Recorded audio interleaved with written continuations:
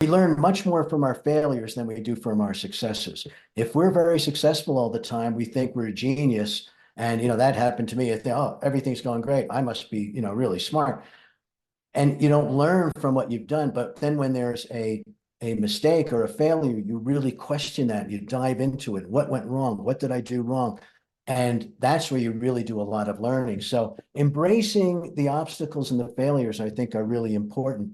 The other thing is for entrepreneurs, everybody, I bet almost 100% would say, if I knew now what I knew then when I started and how hard it was going to be, I wouldn't have started because it was just way too hard.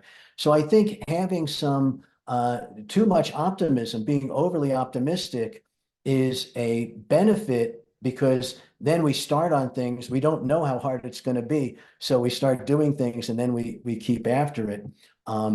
Because if you know how hard things are going to be in advance, you'd be like, oh, that's too much. I'm not going to do it. And so a lot of advances wouldn't happen if people weren't blindly optimistic at the front end. So it's a balance between those two things. Another thing is the obstacle can really be an obstacle. It's the art is whether you persevere and keep doing the thing and banging through, or do you pivot and do something different because you've reached something that is insurmountable.